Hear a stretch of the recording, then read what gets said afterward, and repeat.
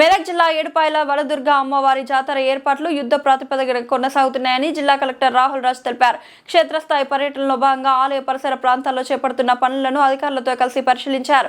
Parking స్థలాలు, త్రాగునీటి సంపులు, barricading, తాత్కాలిక మరుగుదొడ్ల ఏర్పాట్లను సమీక్షించారు. ఫిబ్రవరి 15 మహాశివరాత్రి సందర్భంగా లక్షలాది మంది భక్తులు తరలిరానున్న నేపథ్యంలో పనుల్లో వేగం పెంచాలని సూచించారు.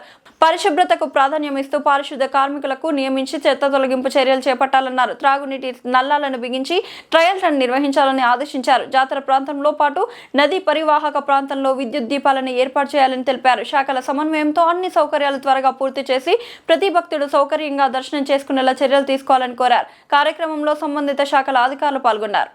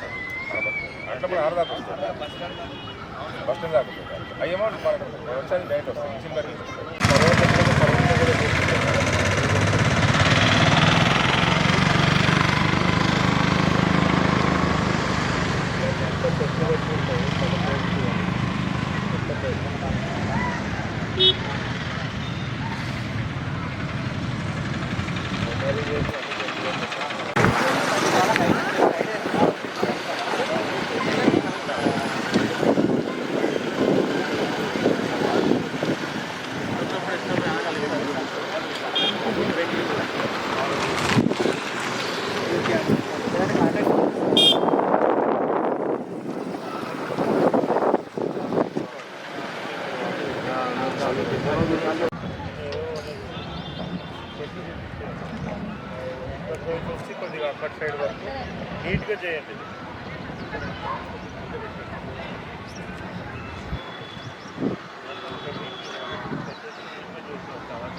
ఇప్పుడు వాటర్ ఎక్కడి వరకు వస్తుంది?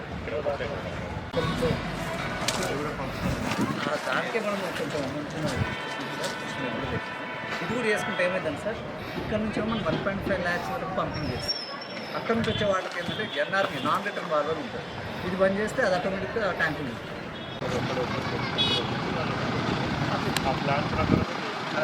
అసలు వెహికల్ స్టాప్ అయిపోతుంది.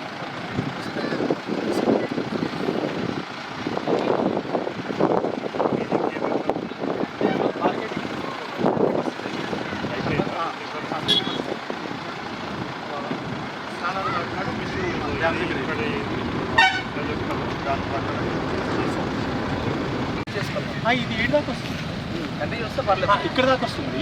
ఇక్కడ ఎంట్రీ కదా బస్సు లోపలికి అంటే